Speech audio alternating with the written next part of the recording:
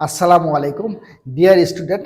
তোমরা এবারে যারা এইচএসসি পাবলিক পরীক্ষা দিতে যাচ্ছ আর কয়েক মাসের মধ্যে, অথবা অনেকে টেস্ট পরীক্ষা দিচ্ছ বা অনেক কলেজে আর কিছুদিনের মধ্যে টেস্ট পরীক্ষা শুরু হতে যাচ্ছে, তাদের জন্য আজকে ভিডিও ক্লাসটি খুবই গুরুত্বপূর্ণ। আজকে আমি তোমাদের পদার্থবিজ্ঞান দ্বিতীয় পত্রের উপর খুব গুরুত্বপূর্ণ কিছু সাজেশন দেব।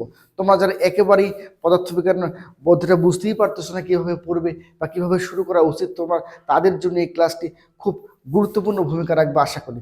চলো কথা না বাড়িয়ে আমরা ক্লাস শুরু করতে যাই। আমি শুরুতে আজকে তোমাদের তাপগতিবিদ্যা, স্থির তড়িৎ এবং চলতড়িৎ এই তিনটা অধ্যায় নিয়ে কথা বলতে চাই। দেখো, স্থির তড়িৎ, তাপগতিবিদ্যা এবং চলতড়িৎ তিনটা চ্যাপ্টার থেকে তিনটা সৃজনশীল আসবে, এটা নিয়ে কোনো প্রকার সন্দেহ নাই। আর তাপগতিবিদ্যা থেকে একটি পূর্ণাঙ্গ সিকিউ হবে, স্থির তড়িৎ থেকে কম পূর্ণাঙ্গ সিকিউ হবে এবং চলতড়িৎ থেকে পূর্ণাঙ্গ সিকিউ হবে। এখন তুমি বুঝতে পারতেছো না কিভাবে পড়বা এবং কোন টপিকসটি তুমি পড়তে চাচ্ছ এবং কোনটি বাদ দিতে যাচ্ছ। দেখো, আমি তাপগতিবিদ্যার যে লিখেছি তোমাদেরকে, এই তাপগতিবিদ্যার সমষ্ট এবং রুদ্ধতাপ প্রক্রিয়া যে কৃতকাজ, অর্থাৎ যে দুই প্রক্রিয়া কৃতকাজ তাপগতিবিদ্যায় তো তোমরা জানো যে সমষ্ট প্রক্রিয়া তাপমাত্রা স্থির থাকে, রুদ্ধতাপ প্রক্রিয়া তাপ স্থির থাকে। এক্ষেত্রে যে রুদ্ধতাপ প্রক্রিয়া এবং কৃতকাজ সমষ্ট প্রক্রিয়া কৃতকাজটা খুবই গুরুত্বপূর্ণ, আমি 3 স্টার দিয়েছি। এরপরে রুদ্ধতাপ প্রক্রিয়ায় যে পিভিটি নির্ণয় করা যায়, এটার উপরে আমি ডাবল স্টার দিয়েছি। তারপর দেখো, তোমরা তাপগতিবিদ্যার প্রথম সূত্রের সাহায্যে বেশ কিছু অঙ্ক আছে, অর্থাৎ তোমরা জানো এরকম কিছু গ্রাফের কিছু অঙ্ক আছে যে এই প্রক্রিয়ায়, অর্থাৎ এ বি সি এবার দিলাম ডি, এ থেকে বি, তারপরে তোমার এ ডি বি এবং এ সি বি, এই তিন পথের ক্ষেত্রে গৃহীত তাপ অন্তঃস্থ শক্তির কিছু অঙ্ক দেওয়া আছে, দেখবা যেটা ছবিটা আসছিল এই টাইপের অঙ্কটা দেখবা। এবং প্রথম সূত্রের সাহায্যে যে শক্তির সংরক্ষণশীলতা নীতি প্রুভ করা যায় সেই অঙ্কটা তোমরা ভালো করে দেখবা। তাহলে আমরা তাপগতিবিদ্যার প্রথম অধ্যায়ের যে ধারণা পাইলাম, রুদ্ধতাপ এবং সমষ্ট প্রক্রিয়া কৃতকাজ এবং এই সূত্রের সাহায্যে পিভিটি নির্ণয়, আর কার্নো ইঞ্জিন, তাপ ইঞ্জিন, এনট্রপি, অর্থাৎ যেগুলো 3 স্টার আছে সেগুলো সবার আগে দেখবা, তারপর ডাবল স্টার, এবং যেগুলো স্টার দেয়নি সেগুলো থেকে প্রশ্ন আসার সম্ভাবনা তেমন নেই। এরপর আসো স্থির তড়িৎ।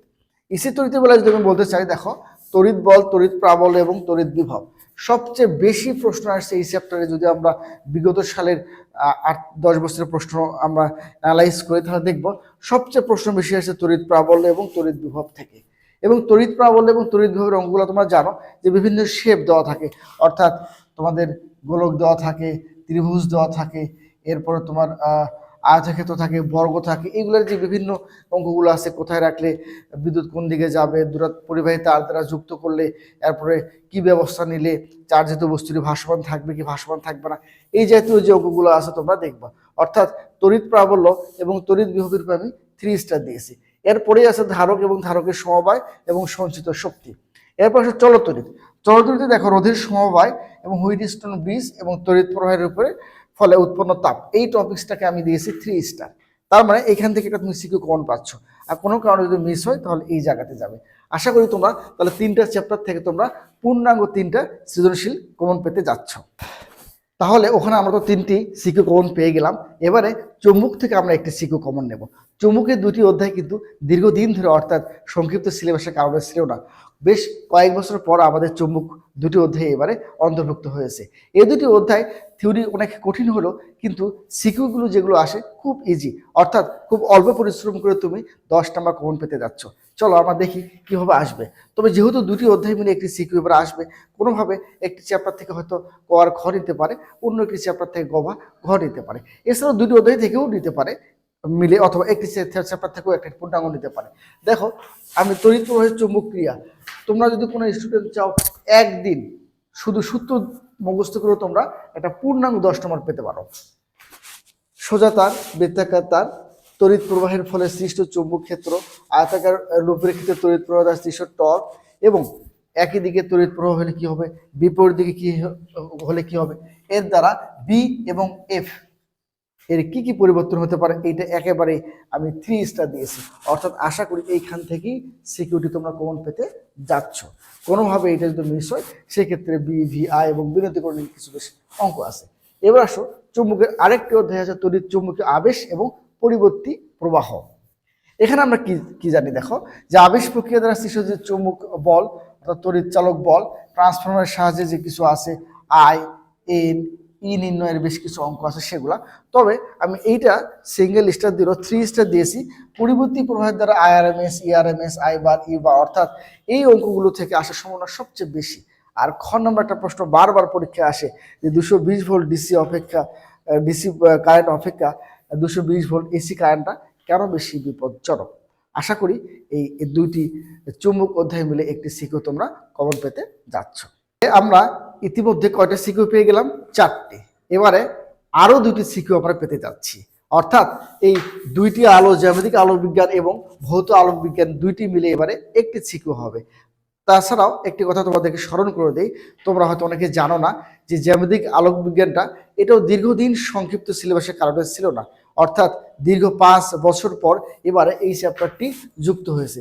তাহলে আমি যদি জ্যামিতিক আলোক বিজ্ঞান আর ভৌত আলোক বিজ্ঞান, যেহেতু দুইটি আলো, এই দুইটি আলোর মধ্যে দীর্ঘ 5 বছর ধরে একটা চ্যাপ্টার থেকে আসতেছে, কাজে এই চ্যাপ্টারটি এবারে ইম্পর্টেন্টের দিক দিয়ে গুরুত্ব খুবই কম। তোমরা এই দুই আলোর মধ্যে আমার যেটা স্টার মার্কস থাকবে, জ্যামিতিক আলোক বিজ্ঞান থেকে তোমরা একটি পূর্ণাঙ্গ সৃজনশীল কমন পেতে চাচ্ছ। এখন তোমরা জ্যামিতিক আলোক বিজ্ঞান থেকে কোন টপিকস থেকে প্রশ্ন হবে? দেখো, লেন্সের সাধারণ সমীকরণ, লেন্স প্রস্তুতকরণের সূত্র, প্রিজম, বীক্ষণ যন্ত্রের মধ্যে টেলিস্কোপ, অনুবীক্ষণ যন্ত্র আছে। এই কটি আমি সাজেশনের মধ্যে লিখেছি। তবে 3 স্টার দিয়েছি লেন্স প্রস্তুতকরণের সূত্র আর প্রিজম। আশা করি তোমরা এই 3 স্টার থেকেই তোমরা এবারে একটি পূর্ণাঙ্গ সৃজনশীল কমন পেতে যাচ্ছ। আর এইটা কোনোভাবে যদি স্লিপ করে সেক্ষেত্রে টেলিস্কোপ বা অনুবীক্ষণ যন্ত্র, তবে স্লিপ করার কথা না, অর্থাৎ লেন্স প্রস্তুতকরণ এবং প্রিজম থেকে একটি প্রশ্ন পেতে যাচ্ছ। আর ভৌত আলোক বিজ্ঞান যদি তোমরা দেখতে চাও সেক্ষেত্রে ব্যতিচারের সাহায্যে ডলার প্রস্থ, ব্যবধান, কৌণিক বিস্তার, এগুলো আমি 3 স্টার দিয়েছি। আর অপবর্তন আর গেটিং এর উপর ডাবল স্টার দিয়েছি। তাহলে এই দুই আলো মিলে একটি সিকিউ আসতেছে এবং সেই সিকিউটি আমার যেটি বিশ্বাস জ্যামিতিক আলোক বিজ্ঞান থেকে তোমরা কমন পেতে যাচ্ছ। এবার আসো আধুনিক পদার্থবিজ্ঞান থেকে এখানে অবশ্যই একটি সৃজনশীল কমন পাবা। সেক্ষেত্রে কাল দীর্ঘায়ন, দৈর্ঘ্য সংকোচন, ভর বৃদ্ধি আর ফটোতড়িৎ ক্রিয়া, এই টপিক্সটা আমি 3 স্টার দিয়েছি। তার মানে এখান থেকে একটি কমন পেতে যাচ্ছ। আর একটি কথা তোমাদেরকে স্মরণ করে দিই, এই আধুনিক পদার্থবিজ্ঞান অধ্যায়টাও দীর্ঘ সংক্ষিপ্ত সিলেবাসের কারণে বেশ কয়েক বছর সম্পূর্ণ ছিল না, অর্থাৎ এদিকে হাইজেনবার্গ, কম্পটন ক্রিয়া, এই বিষয়গুলো ছিল না। তো কম্পটন ক্রিয়া থেকেও মাঝে মাঝে প্রশ্ন এসেছে, সেই হিসাবে তোমাদের কম্পটন ক্রিয়াটাও ইম্পর্টেন্ট আছে, তবে সেটা আমি 1 স্টার দিয়েছি। তাহলে আধুনিক পদার্থবিজ্ঞান থেকে তোমরা কয়টি কমন পেতে যাচ্ছ? একটি, এবং এই 3 স্টারগুলো থেকে পাবে। তাহলে আমার এই যে সাজেশন তোমাদেরকে দিচ্ছি, সেই সাজেশনের মনে রাখবা যে 3 স্টারগুলোর থেকে প্রশ্ন আসার সম্ভাবনা সবচেয়ে বেশি। কোনোভাবে 3 স্টার যদি মিস করে সেক্ষেত্রে তোমরা 2 স্টারগুলো দেখবা। আশা করি তোমরা এখান থেকে, তাহলে এই আলোচনা থেকে তোমরা পেয়ে গেলা মোট কয়টি হইলো?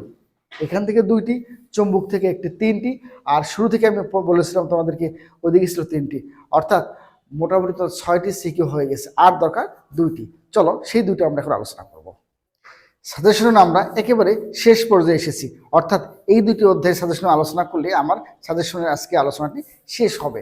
এবং শেষ যে 2টি অধ্যায় বাকি আছে, এই 2টি চ্যাপ্টার থেকেও তুমি নিশ্চিত থাকো 2টি পূর্ণাঙ্গ সিকিউ কমন পাবা, এখানে কোনো সন্দেহ নাই।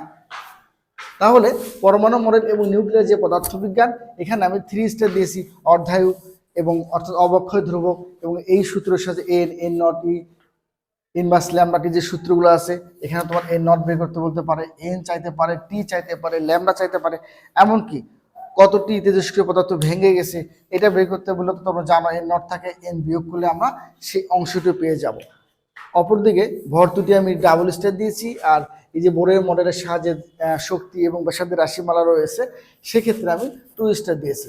তবে তোমাদেরকে একটু বলে রাখি, এই যে বোরের মডেলের সাহায্যে এখানে কিছু অঙ্ক আছে, অর্থাৎ ইলেকট্রনের যখন কক্ষপথে স্থানান্তর হয় সেক্ষেত্রে যে শক্তির যে বিকিরণ ঘটে, সেই বিকিরণকৃত শক্তি দৃশ্যমান হবে কি না, এর উপর অনেকগুলো সিকিউ আছে। বিশেষ করে ঢাকা বোর্ডে একটা প্রশ্ন এসেছিল, তোমরা সেটাও প্র্যাকটিস করে দেখতে পারো। তবে এখানে 3 স্টার যেহেতু দিয়েছি, এটা সবচেয়ে বেশি গুরুত্ব দিবা। এরপর তোমরা এই বাকি দুটোর উপর 2 স্টার দিয়েছি।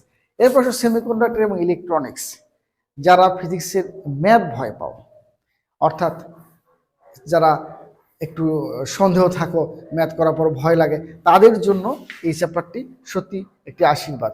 অর্থাৎ সবচেয়ে অল্প পরিশ্রমে এখান থেকে একটা পূর্ণাঙ্গ সিকিউ কোন পাওয়া যায়। এখানে রেকটিফিকেশন, অ্যাম্প্লিফিকেশন, সুইচ এবং ভেরিয়েকের বৈশিষ্ট্য থেকে এটা পাবা। ঘতে আসলে আর গতে এটা আসবে। আর তোমাদের যে আইসিটির যে কিছু গেটের বিষয় আছে, সেই গেটটা তো তোমরা খুব বেশি আসে না, তো গেটটা একটু দেখে রাখতে পারো। তবে বেশিরভাগ তোমাদের রেকটিফিকেশন, অ্যাম্প্লিফিকেশন, সুইচ আর ভিআই লেক থেকে একটি ঘ নাম্বারের প্রশ্ন আসবে। আর এই কয়টা সূত্র মিলিয়ে একটা তোমার গতে আসবে। আর অপর দিকে PN junction, diode, forward, reverse bias, এগুলো ক বা খ পেয়ে যাচ্ছ। তার মানে সেমিকন্ডাক্টর এবং ইলেকট্রনিক্স থেকে একটি পূর্ণাঙ্গ সিকিউ কমন পাচ্ছ। পরমাণু মডেল এবং নিউক্লিয়ার পদার্থবিজ্ঞান থেকে একটি পূর্ণাঙ্গ তোমরা সিকিউ কমন পেতে যাচ্ছ। তাহলে আমরা সেকেন্ড পার্টের শুরু থেকে শেষ পর্যন্ত আলোচনা দ্বারা বুঝতে পেরেছি কোন চ্যাপ্টারটি আমার পড়ার দরকার হবে আর কোন চ্যাপ্টারটি আমার অ্যাভয়েড করার দরকার হবে। আশা করি শুরু থেকে শেষ পর্যন্ত যারা আমার এই ক্লাসটুকু দেখলে প্রত্যেকেই এই ক্লাস থেকে অনেক উপকার পাবে পরীক্ষার জন্য। সবাইকে ধন্যবাদ।